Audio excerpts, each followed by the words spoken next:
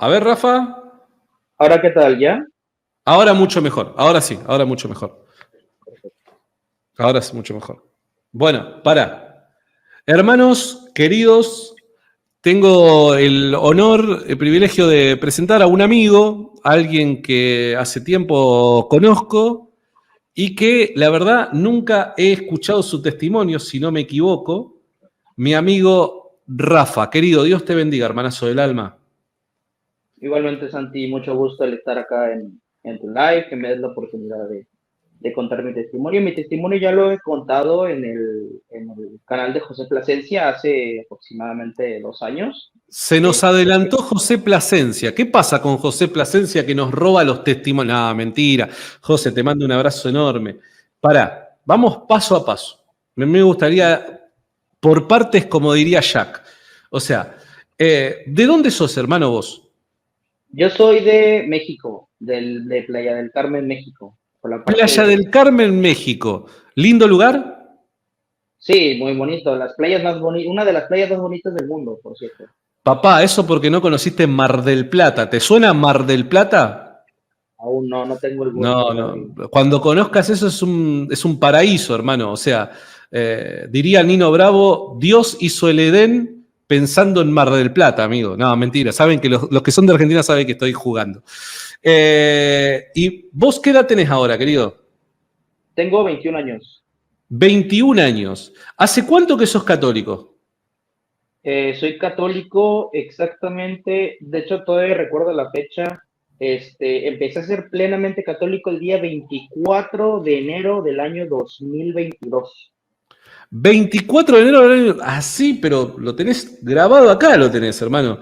Lo Yo tengo sí. grabado, sí, perdón, lo tengo grabado porque fue el día que comulgué después de muchísimos años de ser protestante. Muchísimos años de ser protestante. Viste que a mí me suelen tirar, lo que pasa es que vos nunca fuiste evangélico, lo que pasa es que vos nunca fuiste protestante. ¿Vos cuántos años fuiste protestante, hermano? Fui protestante desde mis 11 años aproximadamente. 11 años. Vos dijiste ahora tenés 22. Sí, O sea, de los 21. 11 años... ¿Cuánto? 21. Ok, de los 11 años a los 19 aproximadamente, fuiste evangélico, fuiste protestante. Sí, fue más o menos por esa edad, aunque igual mi familia ya tenía pensamientos, protestantes desde antes, solo que no era practicante porque pues estaba muy chico para conocer la fe protestante. Ok, entonces vos no es que venís de una cuna católica. ¿Tu familia tenía como una inclinación hacia el evangelicalismo? Mi familia, si bien es cierto de que mis abuelos por parte de mi padre eran católicos y mis abuelos por parte de mi madre eran evangélicos ya en ese tiempo, mi familia como que se inclinaba un poco a la iglesia católica, pero no estaban tan convencidos. Era como una mezcla entre catolicismo y protestantismo muy extraña.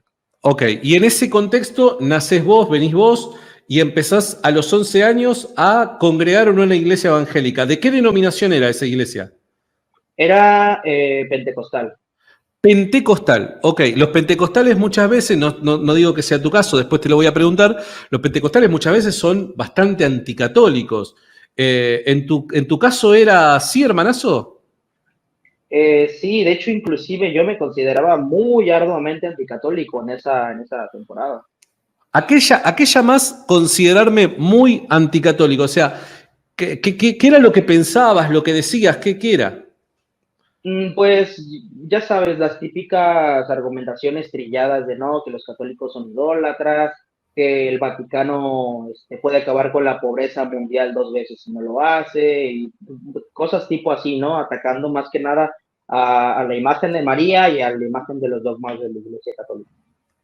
Mirá, o sea, los católicos, ¿eran para vos hermanos en la fe los católicos? No, yo consideraba a los católicos un poco más que hijos del diablo, básicamente. ni yo llegué a tanto, che. Ok, bien, buenísimo. Y a ver, de 11 años a 19 aproximadamente, habrás hecho un recorrido, escuelita dominical, grupo de jóvenes, preadolescentes, y ya llegando a los 18, 19 años, ya interactuando con los más adultos. ¿De verdad fuiste evangélico? ¿Te considerás de haber conocido la fe evangélica? Me considero que sí estuve presente dentro de mi iglesia, participando tanto en actividades con los jóvenes como cuando nos llamaban a los jóvenes a hacer actividades con los niños y también conociendo mi fe, ¿no? Porque yo desde aproximadamente mis 15 años empecé a profundizar un poco en lo que es la teología y la filosofía. Este, y pues bueno, también empecé a profundizar en mi fe en esos aspectos, así que sí me considero que estuve dentro tanto de las actividades de mi iglesia como dentro en cuestión teológica. Ok, bien, buenísimo. Pero de repente te haces católico, hermano. O sea, a mí me llama mucho la atención y digo, ¿cómo es el proceso? De repente hay gente que es un poco más ecuménica, más abierta, no es una anticatólica. Entonces vos decís, bueno, está bien. A ver, quizás se sentó, tomó un par de café con un par de católicos, estuvo estudiando, que esto, que el otro, y es como que no considerás tan extraño el que una persona termine siendo católica, ¿no? Pero cuando venís de un trasfondo anticatólico, en donde vos decís, mirá, estos de acá son unos hijos del diablo, son unos idólatras, el Papa es el anticristo y cosas por el estilo, terminar siendo católico a mí me llama poderosamente la atención. ¿Cómo comienza el proceso? O sea, ¿cuál fue aquella cosa que a vos te empezó a abrir el camino al considerar al menos el caso de la fe católica? Todo comenzó desde que, bueno, intentando profundizar en mi fe, estudiando teología y filosofía, conocí, bueno, empecé a estudiar un poco más porque mi acercamiento hacia la teología era más que nada dogmática, no era tanto de teología natural, que son cosas referentes a la existencia de Dios, en pláticas con Mm. ateos y con agnósticos y demás. Ya cuando empecé ese tema, aproximadamente a los 17 años, porque antes era más que nada teología dogmática, me topé pues precisamente con esa parte, ¿no? Los argumentos a favor de la existencia de Dios, que si el Kalam, que si los argumentos cosmológicos en su gran variedad. Y de repente me topé con los que, porque yo tenía un círculo de amigos que igual éramos teístas, defensores de la existencia de Dios, me topé con los argumentos de las guías tomistas y Ojo. estudiándolos y sí, haciendo un análisis, me parecieron los argumentos fantásticos, las 5 vías. Entonces, yo dije, ¿quién habrá hecho estas 5 vías? ¿No? Porque me pareció una persona extraordinariamente inteligente la persona que los hice. Me topé con el teólogo más importante de la Iglesia Católica, Santo Tomás de Aquino, ¿no? Un bebé de pecho, un aprendiz, un muchacho que capaz que tenía un poco de tiempo libre y se puso a pensar, diríamos algunos, ¿no? Nada, qué bebé de pecho, un crack, un titán, un grosso, amigo. No te cruzaste con un Santiago Alarcón, te cruzaste con Santo Tomás de Aquino. ¿En qué te cambió la obra de Santo Tomás de Aquino? Haber estudiado las vías tomistas y demás aspectos de su filosofía, como lo es la actipotencia, el ilemorfismo, lo de la división que hace entre ente y esencia y todo ese tipo de cosas, me hicieron ver, no, este tipo es súper mega inteligente. Y pues empecé a estudiar su vida y me chocó bastante que tan inteligente que era y era católico. O sea, Era un yo no idólatra. lograba. Sí, yo dije, o sea, ¿cómo una persona tan inteligente es posible que sea católica? No me cabía en la cabeza, no me entraba en la cabeza.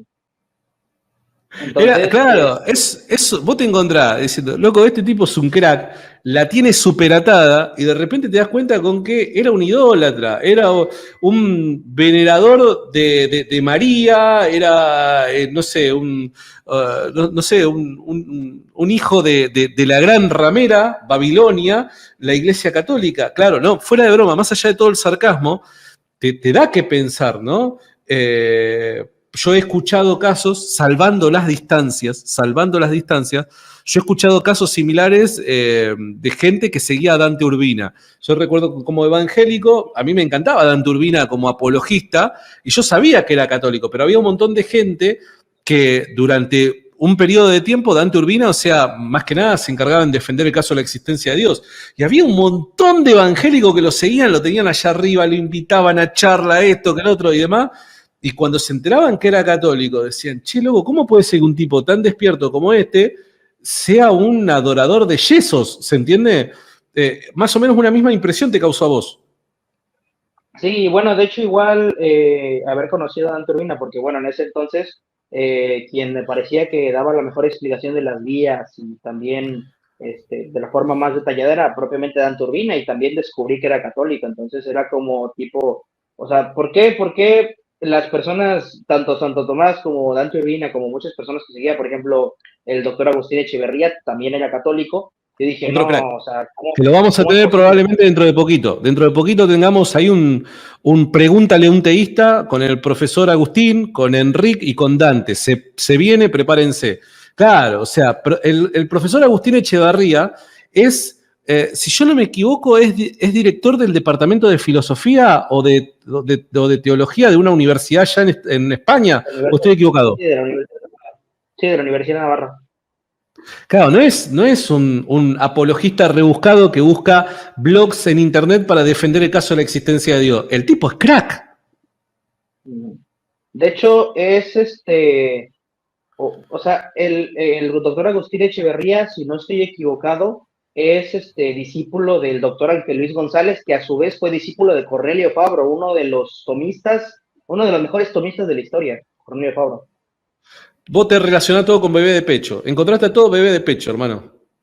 Sí, claro, o sea, yo el tomismo en ese tiempo lo estudié bastante a profundidad, y fue por eso que me llamó mucho la atención el caso de Santo Tomás, ¿no? Que fuera católico, y la verdad sí me chocó ver de que, no, una persona tan inteligente, ¿cómo puede ser adorador de imágenes? ¿Cómo puede ser esto? ¿Cómo puede ser lo otro? O sea, si se pone a pensar tanto y desarrollar tanto sus argumentos a favor de la existencia de Dios, ¿cómo es que no se da cuenta que la religión en donde está incorrecta? O sea, era lo que yo pensaba.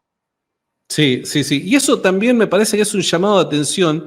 Perdón por las reiteradas menciones a mi amigo Dante Urbina en este stream, pero esto es algo que a mí me llama la atención poderosamente, porque no consigo entender cómo yo era evangélico, yo estaba dentro de los círculos de apologética cristiana evangélica en redes sociales. Yo los conozco a todos, muchachos.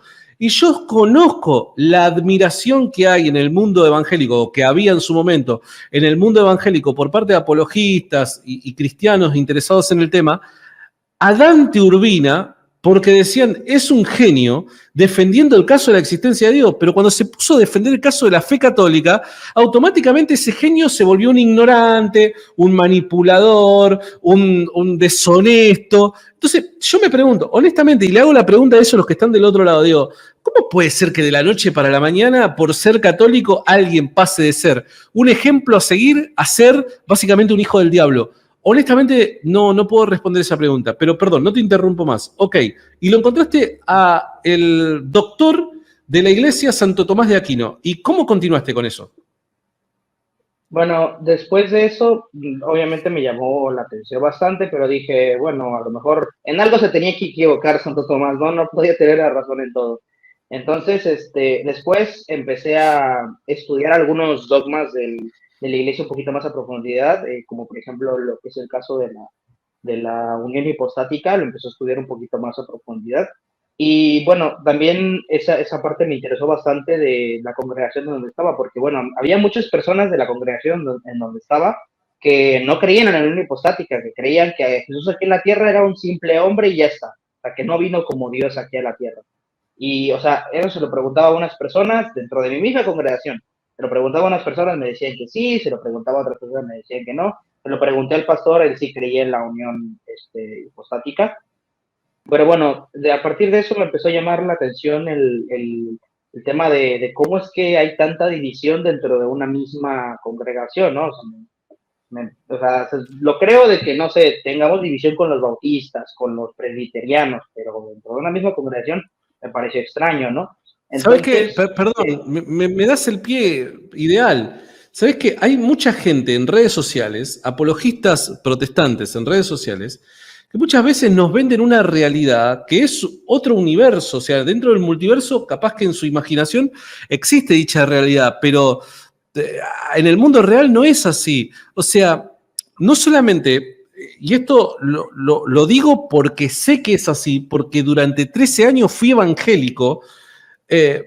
No solamente en el mundo protestante hay divisiones denominacionales, sino que ni siquiera digo dentro de la misma denominación, dentro de la misma comunidad local hay diferentes perspectivas respecto a la teología fundamental, aquello que es fundamental para lo que es el Evangelio.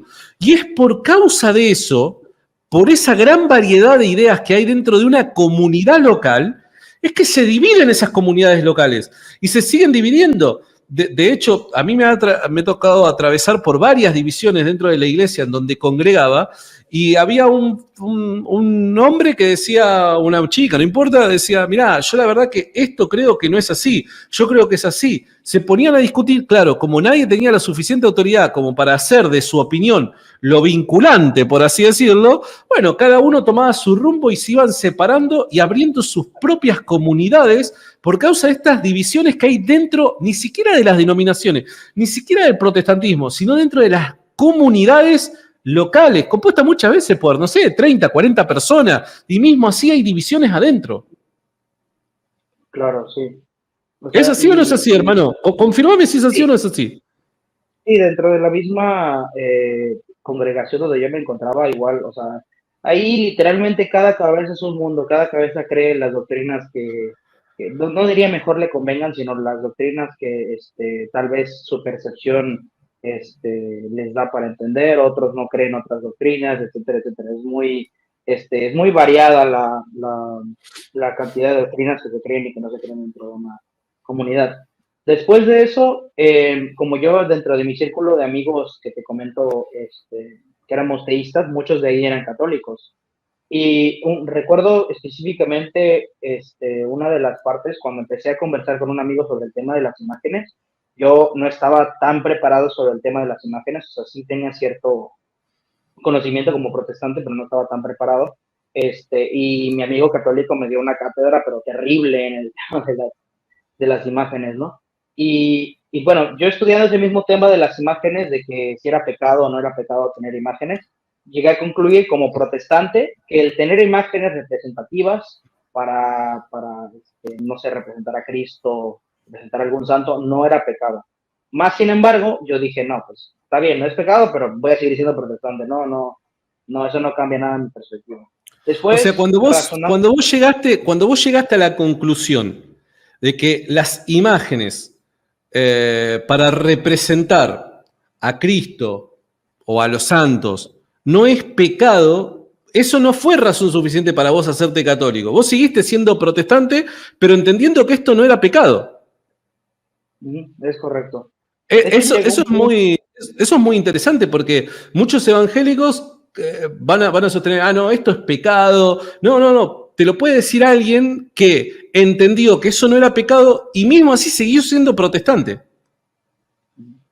De hecho, llegó un punto donde consideraba a la Iglesia Católica como iglesia verdadera, pero seguía siendo protestante. ¿Por qué? Porque consideraba que la Iglesia protestante también era iglesia verdadera porque predicaba a Cristo, porque esto, porque lo otro, ¿no? Porque, pues Entonces, bueno, ya, sí. ¿ah? Porque ya había De- varios dogmas de la Iglesia que consideraba falsos, que estudiándolos un poco, realmente me dieron la impresión de que eran verdaderos. ¿Cuáles son algunos de ellos? Bueno, tenemos el tema de las imágenes. Ok, salteaste ese obstáculo. ¿Cuáles fueron otros obstáculos que de repente necesariamente los tuviste que saltear? Por ejemplo, el tema de la Teotocos. El tema de la Teotocos me causaba ruido, no lo rechazaba así tajantemente, pero me causaba bastante ruido. Pero ya analizando, como te había comentado, estaba estudiando un poco más el tema de la unión hipostática. María no podría ser solo madre de Jesús porque se estaría apelando a una de las dos naturalezas de Cristo, nada más, eso sería caer en nestorianismo, ¿no? Entonces, se tendría que llamar a María plenamente como Madre de Dios. ¿Por qué? Porque la persona de Cristo tenía dos naturalezas, una humana y una divina. Entonces, ese fue otro tema que solté y dije, bueno, los católicos aquí tienen la razón también, ¿no? María es Madre de Dios. Sí, ok. Y el caso, a mí, te soy honesto, vos sos un tipo que le gusta mucho la filosofía, ¿no? Es un tipo que no sé si estás en camino a una formación académica en filosofía, vos estás estudiando algo al respecto o no, lo haces simplemente como pasatiempo.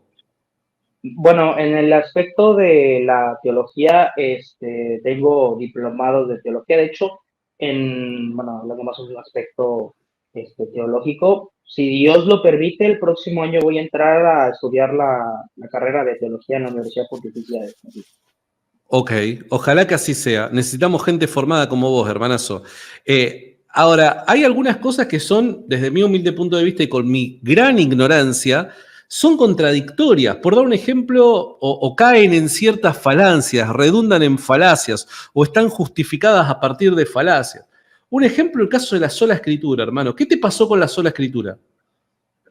De hecho, el tema de la sola escritura fue la primera cosa que dejé de creer como protestante, porque bueno, siempre apelaba yo al no, es que los católicos tienen esto, pero no lo dice la Biblia, entonces es falso, tienen esto, pero no dice la Biblia, entonces es falso. Entonces, ya habiendo quitado mi perspectiva, por ejemplo, con el tema de la Teotocos, con el tema de las imágenes, dije, bueno, si estaba equivocado en estos aspectos, puedo estar equivocado en más aspectos de la teología que estoy siguiendo y empecé a profundizar, por ejemplo, lo primero que empecé a estudiar fue el tema de la sola escritura, ¿no? Y bueno, me topaba con muchas contradicciones con el tema de la sola escritura. Yo como defensor de la existencia de Dios que era, había algo que refutaba muy seguido, que es el cientificismo. Y el cientificismo peca del mismo error que peca la sola escritura. ¿El cientificismo qué dice? El cientificismo dice que solo la ciencia puede dar verdades objetivas válidas, no la filosofía no puede hacerlo. Pero pasa que esa frase de que la ciencia solo puede dar frases objetivas no puede ser demostrado por el método científico. Entonces cae en una contradicción. Lo mismo pasa con la sola escritura. La sola escritura que dice que solo la Biblia es infalible, pero pasa que eso no puede ser demostrado con la escritura. Entonces es la misma contradicción que el cientificismo, ¿no? Y el punto cuando yo dejé de creer totalmente en la sola escritura, porque ya tenía bastantes dudas, pero el punto clave fue el debate de José Plasencia con Jonathan Ramos sobre sola escritura. Ese fue el punto. Pará. O sea, hay un famoso, icónico, histórico debate en redes, para los que no lo hayan visto, búsquenlo en internet. José Plasencia, apologista católico, versus Jonathan Ramos, filósofo protestante, respecto al caso de la sola escritura, que si yo no me equivoco, acá Moa lo ha moderado. Yo fui el moderador de ese debate, si no me equivoco. Si no estoy mal, sí, creo que sí. Que fue el día en el que el filósofo Jonathan Ramos insinuó, podríamos decir, en realidad no fue tanto una insinuación, sino fue más una declaración, que el canon podría estar abierto. Es correcto. Ese debate, la verdad que en mí también marcó un antes y un después. Para ese momento vos todavía eras protestante. Todavía era protestante, solo que ya tenía mis dudas sobre ciertos dogmas del protestantismo. ¿Y ese debate en qué te cambió, hermanazo? El debate justamente me abrió una perspectiva que yo no conocía, porque bueno, yo no conocía el argumento de que, bueno, si sostienes la sola escritura, no tienes cómo justificar racionalmente el canon bíblico. El canon bíblico dentro del protestantismo es una verdad de fe, porque no puedes ser protestante si crees en un canon de 73 libros. O sea, es algo claro dentro del protestantismo, ¿no? Los protestantes creen en un canon de 66 libros, es un canon cerrado. Pero el detalle está en cómo demostramos que ese canon está cerrado y cómo demostramos que son 66 libros. Es otro aspecto que dentro de la sola escritura no se puede justificar. Sí, es cierto, es cierto. Eso es, desde mi humilde punto de vista, la gran piedra en el zapato, mirá que tiene varias piedras en el zapato el problema de la sola escritura, pero la gran piedra en el zapato es el caso del canon bíblico, ¿no? Porque necesariamente todos los cristianos debemos creer en las escrituras. Yo no creo que un protestante esté en desacuerdo con lo que estoy diciendo. Tienen que creer en las escrituras, tienen que creer en que esto es palabra de Dios. Bien, buenísimo. ¿Cómo sabés que es palabra de Dios? ¿No? Si supuestamente la fuente que te comunica todas las cuestiones respecto a la fe es la escritura, caes en una circularidad porque estás presuponiendo aquello que necesariamente debes de demostrar. Sí, es correcto. Y de hecho, bueno, pensando después un poquito más el caso, se me vino a la mente un silogismo pues, facilito de explicar, ¿no? La premisa uno es de que el canon bíblico es una verdad de fe, utilizando el caso de la escritura, ¿no? La segunda premisa, solo la escritura tiene verdades de fe según el protestantismo, por lo tanto, el canon bíblico debe de ser demostrado mediante las escrituras. Si no se puede demostrar mediante las escrituras, no es una verdad de fe para el protestantismo. Exacto. Ese silogismo me parece muy, muy interesante, o sea, es lo que muchas veces hemos expuesto, ese es la gran piedra en el zapato. ¿Y qué pasa cuando se te cae la sola escritura, hermano? Cayéndoseme la sola escritura, se vino abajo básicamente todo mi protestantismo, porque bueno, ya no creo en la sola escritura. ¿Qué opciones me quedan? ¿Me vuelvo agnóstico? No, no es una opción porque tengo fuentes para demostrar la existencia. ¿Me vuelvo ateo? Mucho menos. ¿Me vuelvo católico? Dije, no sé, no sé. La otra era volverme judío. No me puedo volver judío. ¿Por qué? Porque pues, no, los judíos no consideran a Cristo como Dios, ¿no? Entonces, la única opción que me quedaba era volverme católico, sí, aún siendo cristiano. Y dije, no lo sé. Pero sí, me chocaba esa parte, ¿no? Fue una lucha interna, básicamente, el dar el salto al catolicismo, porque bueno, dejando de creer en la sola escritura, solo me quedaban esas opciones, porque protestante no podía seguir siendo, después de ya no creer en la sola escritura. Entonces, pues fue que empecé a empezar un poquito mi formación en el catolicismo, todavía no siendo católico, pero ya considerándolo como una opción viable, cuando a mis 14 años, no, jamás, yo jamás en mi vida voy a ser católico, no, no, no, o sea, básicamente decía, Dios me libre de ser católico. Entonces, a Es partir de eso fue que, acá hay un punto que es muy importante, Rafa. O sea, toda la teología protestante, toda esa construcción de ese gran edificio que es la estructura teológica protestante, toda la justificación de sus interpretaciones múltiples, doctrinas y demás, se sostiene en la base de la sola escritura.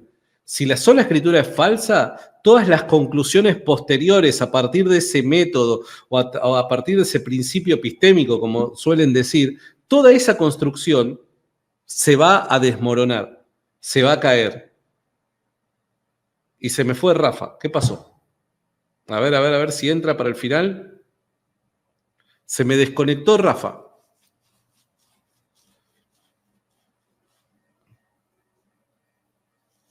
Ahí volvió, ahí volvió, ahí volvió. Ahí te me volviste, ahí volviste. sí, Tranquilo, que tranquilo, fue tranquilo. Entonces, decía, se te cae todo, hermano. ¿Qué haces? Porque claro, la única justificación que hay para concluir de que ciertas doctrinas protestantes son verdaderas es si la sola escritura es verdadera. Entonces, para mí el gran debate entre católicos y protestantes es el debate de la autoridad. ¿Cuál es la autoridad? ¿Es solo la escritura la máxima y última autoridad porque es inspirada y por ende es autoridad infalible? ¿O hay otras autoridades? A mí me parece que ese es el gran debate. No sé qué opinas. Sí, es uno, básicamente yo consideraría el tema de la sola escritura uno de los pilares, o tal vez el pilar más fundamental del protestantismo, ¿no? Porque una vez dejas de creer en la sola escritura, no puedes seguir siendo protestante al mismo tiempo que si ya no crees la justificación por la sola fe, no puedes seguir siendo protestante, ¿no? Entonces, aunque yo diría que la sola escritura es un poquito más fundamental, ¿por qué? Porque ¿en qué se basan los protestantes para decir que los católicos están equivocados, que esto, que lo otro, es en la escritura únicamente, ¿no? Entonces, en decir, no, ¿dónde está esto en la Biblia? ¿Dónde está esto otro en la Biblia? Hay otros dogmas, como por ejemplo, si la salvación se puede perder o no, que puedes creer o no creer perfectamente y seguir siendo protestante, ¿no? Por ejemplo, está el caso de los arminianos, de los calvinistas, pero sí, el tema de la sola escritura, de si lo crees o no lo crees, marca el punto de si sigue siendo protestante o no sigue siendo protestante.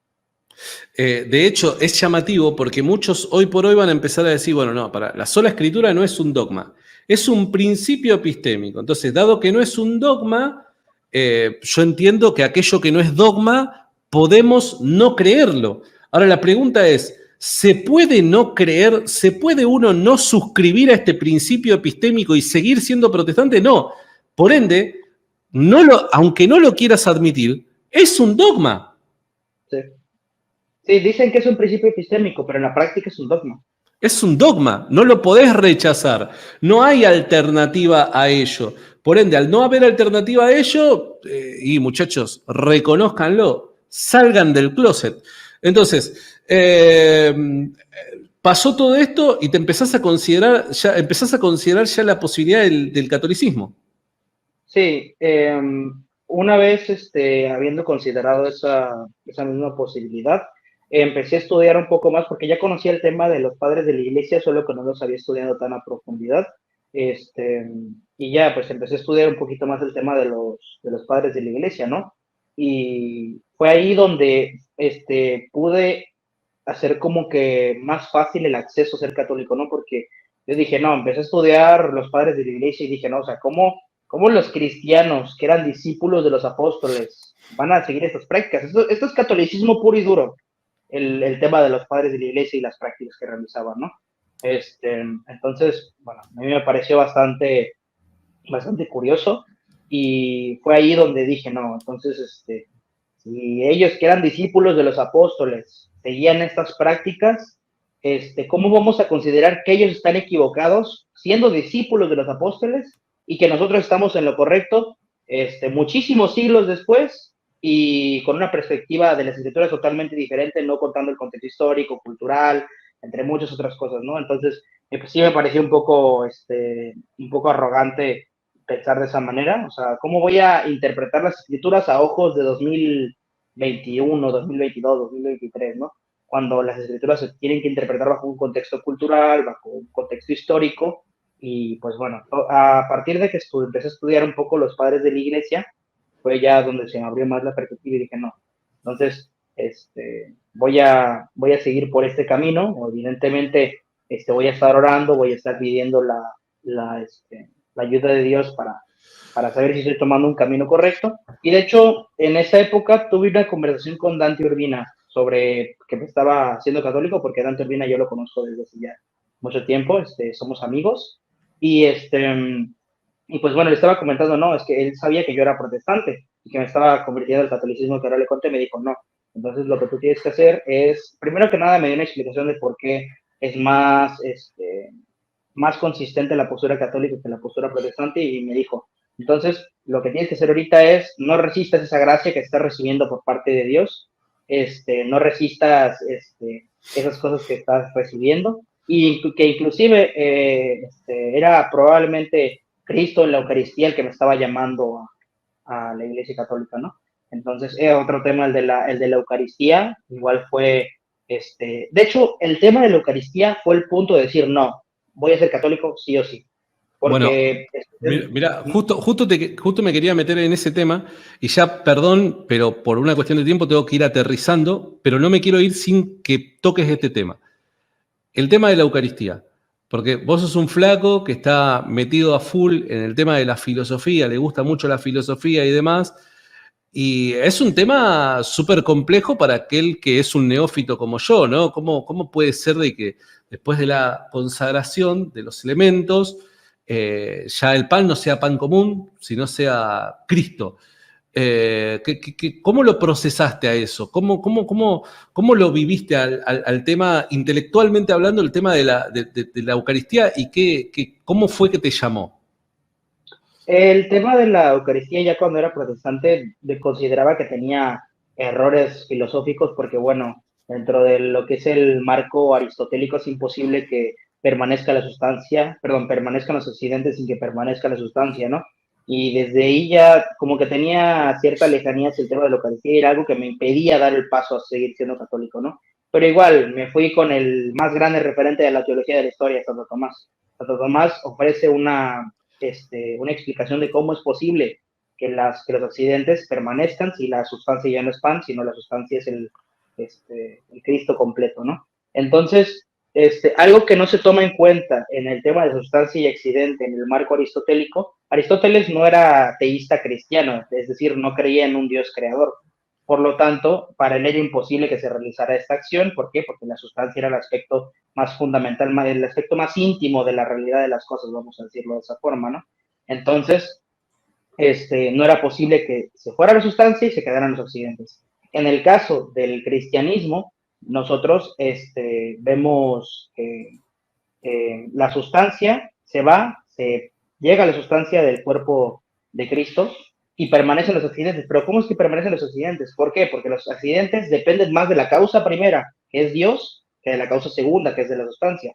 Por lo tanto, Dios como causa primera puede mantener los accidentes en la existencia porque depende más de Dios que de la sustancia los accidentes para existir y no hay ningún problema teológico ahí, pero bueno, igual basándonos en esto, porque los protestantes suelen decir, no, es que en el marco aristotélico eso es imposible. A ver, también en el marco aristotélico es imposible la conversión de agua en vino, en el marco aristotélico también es imposible que un niño, en este caso Cristo, nazca virginalmente de María, por ejemplo. Entonces, dentro del marco aristotélico el cristianismo es imposible, pero es que no somos aristotélicos, somos cristianos.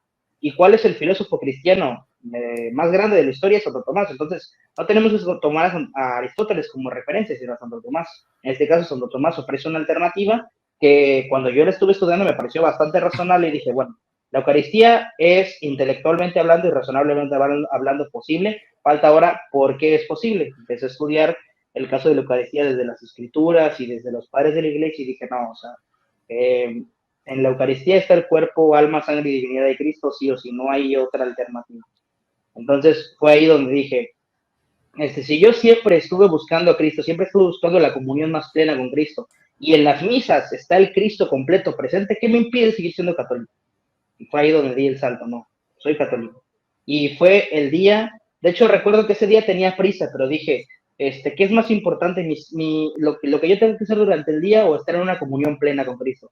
Fue ese día 24 de enero de 2022, en una misa de 7 de la noche, donde fui a misa por primera vez después de muchísimos años. Bueno, no fue la primera vez, pues ya había ido a misa antes para estudiar un poco el caso de la misa, pero ya fui dispuesto a recibir la Eucaristía, ya habiéndome confesado, evidentemente. Ya cuando el padre llamó a que vayamos a comulgar, yo recuerdo que cuando estaba caminando, todos mis años como protestante, como que se estaban yendo, me venían a la mente y se iban.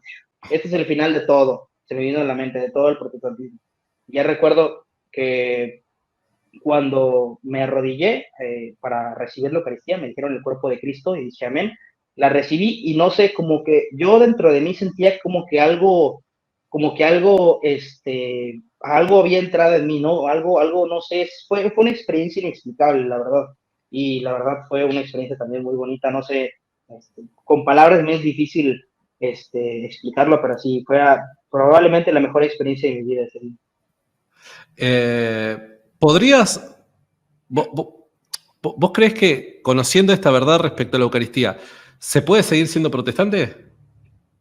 Es imposible que una persona tenga este conocimiento de que en la misa esté la presencia real de Cristo completa y seguir siendo protestante. No, el amor, bueno, en teoría, un protestante debería tener amor por Cristo.